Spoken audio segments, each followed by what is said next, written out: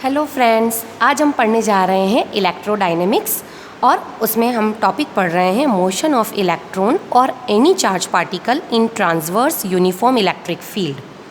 अनुप्रस्थ समविद्युत क्षेत्र में इलेक्ट्रॉन या अन्य आवेशित कण की गति। इसके लिए इसमें हम एक इलेक्ट्रॉन ले सकते हैं या फिर किसी भी प्रकार का कोई भी पॉजिटिव चार्ज पार्टिकल भी ले सकते हैं। तो चलिए स्टार्ट करते हैं। यहाँ पर हम दो प्लेट्स कंसीडर करेंगे। दो मेटेलिक प्लेट्स हैं, एक पॉजिटिवली चार्ज प्लेट होगी, एक नेगेटिवली चार्ज प्लेट होगी। ये प्लेट जो होती है इनके बीच की जो डिस्टेंस है वो इनकी लेंथ के कंपैरिजन में काफ़ी कम ली जाती है ताकि हमें एक यूनिफॉर्म इलेक्ट्रिक फील्ड जो है वो मिल जाए।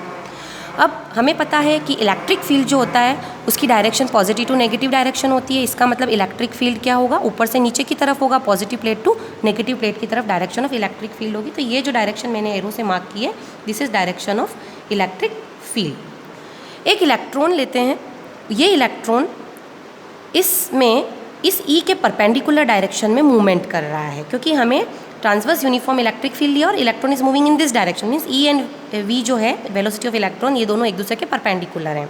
तो एक इलेक्ट्रॉन इस डायरेक्शन मूवमेंट कर रहा है। वैसे इलेक्ट्रॉन ऐसे जाना चाहिए था जैसे मैंने डॉटेड लाइन बनाई है, लेकिन इलेक्ट्रॉन ऐसे मूवमेंट नहीं करता है क्योंकि इलेक्ट्रॉन नेगेटिवली चार्ज पार्टिकल है।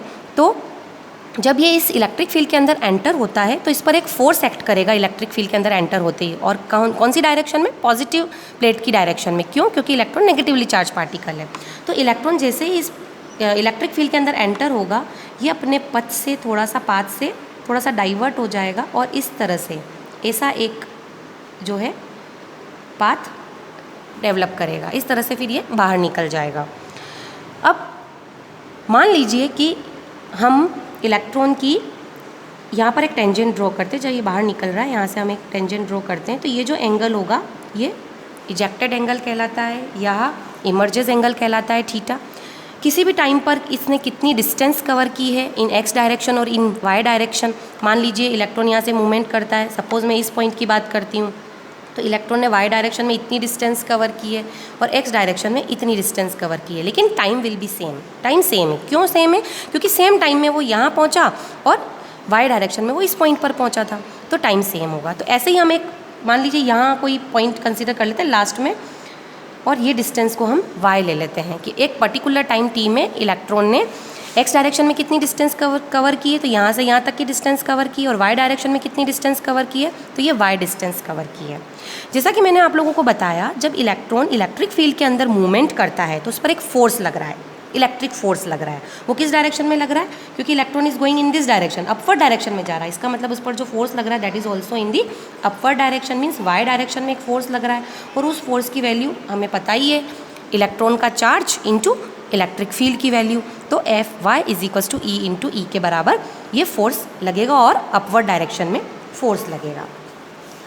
अब मान लीजिए हम ये एंगल थीटा कैलकुलेट करना चाहते हैं, हम ये डिस्टेंस y कैलकुलेट करना चाहते हैं, तो हम कैसे करेंगे? या किसी पर्टिकुलर टाइम में इलेक्ट्रॉन ने कितनी डिस्टेंस कवर की है, t टाइम में इलेक्ट्रॉन ने कितनी डिस्टेंस कवर की इस इलेक्ट्रिक फील्ड के अंदर, वो कैलकुलेट करना चाहते हैं। तो उसके लिए हम थोड़ा सा डेरिवेशन, एक छोटा सा डेरिवेशन करते हैं। तो चलिए स्टार्ट करें डेरिवेशन। जैसा कि मैंने आप लोगों को बताया, इलेक्ट्रॉन पर जो फोर्स लग रहा है वो अपवर्ड डायरेक्शन में लग रहा है, यानी कि वाई डायरेक्शन में लग रहा है। ये डायरेक्शन को हम वाई कंसीडर कर रहे हैं, ये डायरेक्शन को हम एक्स डायरेक्शन कंसीडर कर रहे हैं। तो एफ वाई फोर्स कितना होगा? ई इंटू ई, जैसा कि मैंने यहाँ लिखा ही था। अब अगर फोर्स वाई डायरेक्शन में है तो acceleration is also in Y direction, और ये एक्सेलरेशन की वैल्यू कितनी होगी? Force upon mass. Mass of electron m मान लेते हैं हम, जो भी इलेक्ट्रॉन का मास है हमने उसको m से मेंशन किया है। तो F y upon m, F y की वैल्यू प्लेस कर दीजिए ई अपॉन m, तो एक्सेलरेशन की वैल्यू हम निकाल सकते हैं। ये तो हो गई force in y direction. x direction में कितना फोर्स लग रहा है इलेक्ट्रॉन पर? इस डायरेक्शन में कितना फोर्स लग रहा है? कोई फोर्स नहीं लग रहा है क्योंकि इलेक्ट्रॉन तो y डायरेक्शन में मूवमेंट कर रहा है। तो force in x direction become 0 and that's why acceleration in x direction is also 0। तो दोनों 0 हो जाएंगे। अब हम बात करते हैं अलग अलग डायरेक्शंस की, x डायरेक्शन की भी बात करते हैं, y डायरेक्शन की बात करते हैं। फोर्स हमने ऑलरेडी यहाँ पर ऊपर कैलकुलेट कर लिया है। तो अब हम अगर x डायरेक्शन की बात करें तो मान लीजिए इलेक्ट्रॉन की जो इनिशियल वेलोसिटी है, मींस ये वाली जो वेलोसिटी है, इनिशियली इलेक्ट्रॉन स्टार्ट हुआ है, तो जैसा कि मैंने मेंशन किया है यहाँ पर v नॉट से, तो इलेक्ट्रॉन की जो इनिशियल वेलोसिटी है उसको मैं v नॉट से मेंशन कर देती हूँ। और x डायरेक्शन में इलेक्ट्रॉन का एक्सेलरेशन की बात करें तो एक्सेलरेशन क्या हो जाएगा x डायरेक्शन में? 0, जैसा कि हमने ऊपर मेंशन किया है यहाँ पर। अब at any time t T time के अंदर इलेक्ट्रॉन एक्स डायरेक्शन में कितनी डिस्टेंस कवर कर रहा है। मान लीजिए एक्स डिस्टेंस कवर कर रहा है एक्स डायरेक्शन के अंदर किसी भी टाइम टी के अंदर एक्स डायरेक्शन में एस एक्स जो है हमने डिस्टेंस को मेंशन किया और एक्स हमने उस डिस्टेंस की मेजरमेंट को लिया है।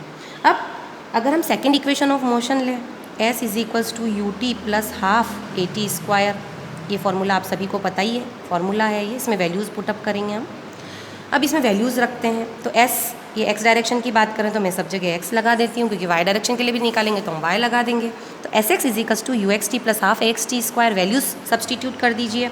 तो एस एक्स की वैल्यू क्या है, हमने लिखी थी x is equals to you x हमारा था वी नॉट, हमने टी टाइम की बात की थी, plus half into a x तो हमने ज़ीरो लिखा है यहाँ, तो ये ज़ीरो इंटू टी स्क्वायर। तो एक्स की वैल्यू हमें मिल जाएगी वी नॉट टी के बराबर, क्योंकि ये टर्म तो ज़ीरो हो गई, और यहाँ से हम टी की वैल्यू को निकाल देंगे, that is x upon we naught. यानी टाइम की वैल्यू को भी हम कैलकुलेट कर सकते हैं, डिस्टेंस की वैल्यू को भी हम कैलकुलेट कर सकते हैं। ये वही टाइम है, ये t x upon we naught वही टाइम है जिस समय हम परपेंडिकुलर डिस्टेंस को भी मेज़र करना चाह रहे हैं, मीन्स वाई डायरेक्शन की डिस्टेंस को भी हम मेज़र करना चाह रहे हैं। तो हम वाई डायरेक्शन के लिए काम करते हैं। मान लीजिए वाई डायरेक्शन के अंदर हम जो इनिशियल वेलोसिटी ऑफ इलेक्ट्रॉन है उसको यू वाई से रिप्रेजेंट करें, पर क्या इलेक्ट्रॉन वाई डायरेक्शन में जा रहा है? नहीं जा रहा है। इनिशियली तो इलेक्ट्रॉन एक्स डायरेक्शन में जा रहा है, वो वाई डायरेक्शन में मूवमेंट नहीं कर रहा है। इसका मतलब उसकी वाई डायरेक्शन की वेलोसिटी क्या हो जाएगी, ज़ीरो हो जाएगी। तो u y is equals to zero. फिर हम बात करते हैं वाई डायरेक्शन में कितना एक्सेलरेशन है। एक्सेलरेशन बिल्कुल हो रहा है वाई डायरेक्शन में। कितना हो रहा है वाई डायरेक्शन में एक्सेलरेशन, वो हमने ऑलरेडी ऊपर कैलकुलेट किया है, ई अपॉन एम। तो वाई डायरेक्शन का जो एक्सेलरेशन होगा वो ई अपॉन एम हो जाएगा। और मान लेते हैं अगेन किसी टाइम टी पर वो कितनी डिस्टेंस कवर कर रहा है, एस वाई, तो वो मान लीजिए वाई डिस्टेंस कवर कर रहा है। जैसा कि मैंने यहाँ पर किसी टाइम टी की बात यहाँ वाई डिस्टेंस को मेंशन किया है, तो हम s Y is equals to y ले लेते हैं एट एनी टाइम टी। नहीं, किसी टाइम टी की बात कर रहे हैं हम, इसी टाइम टी की बात कर रहे हैं, एट टाइम टी की बात कर रहे हैं हम, ये S Y is equals to Y.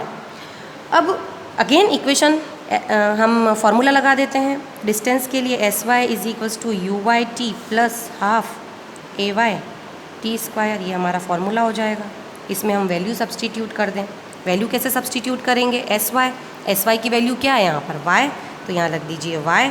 You Y की वैल्यू क्या है, ज़ीरो, तो ये पूरी टर्म ज़ीरो हो जाएगी, प्लस हाफ ए वाई की वैल्यू क्या है, E upon M into T square. यानी कि इससे हमें y की वैल्यू मिल जाएगी, और y की वैल्यू क्या मिलेगी हमें, half E upon M into T square. और t की वैल्यू तो हमने ऑलरेडी कैलकुलेट कर दी। जैसे मैं बार बार बता रही हूँ आप लोगों को कि ये वही t है जब x डायरेक्शन में भी डिस्टेंस इतने ही टाइम के लिए कैलकुलेट कर रहे हैं, y डायरेक्शन में भी डिस्टेंस इतने ही टाइम के लिए कैलकुलेट कर रहे हैं। तो यहाँ पर हम t की वैल्यू को सब्सटीट्यूट कर देते हैं, और t की वैल्यू है x अपॉन वी नॉट। तो आप लिख दीजिए x upon we not whole square, तो ये y की वैल्यू मिल जाएगी। अगर मैं इसको और से थोड़ा सा एक्स स्क्वायर के ऐसे फॉर्म में लिखूं तो half E by M E by V not square into X square, इस तरह का एक फॉर्मूला मिल जाएगा। ये जो सभी टर्म्स आ रही हैं, इन सभी टर्म्स को हम एक कांस्टेंट कंसीडर कर सकते हैं। मान लीजिए इसको हम मान लेते हैं एक कांस्टेंट के एक्स स्क्वायर, तो y इज इक्वल्स टू के एक्स स्क्वायर किसकी इक्वेशन को रिप्रेजेंट कर रहा है, पैराबोलिक इक्वेशन है, पैराबोला की इक्वेशन है। और जैसा कि मैंने आपको डायग्राम में बताया है यहाँ पर कि इलेक्ट्रॉन जब इस इलेक्ट्रिक फील्ड के अंदर मूवमेंट कर, देखिए ऐसा पाथ ले रहा है, पैराबोलिक पाथ जो है वो ले रहा है। और यहाँ पर मैथमेटिकली भी हमने प्रूव किया है कि y इज इक्वल्स टू के एक्स स्क्वायर, यानी एक पैराबोलिक पाथ जो है यहाँ पर हमें ईजिली मिल जाएगा। तो ये पैराबोलिक पाथ में इलेक्ट्रॉन जो है वो मूवमेंट कर रहा है। अब हम कैलकुलेट करते हैं एंगल थीटा।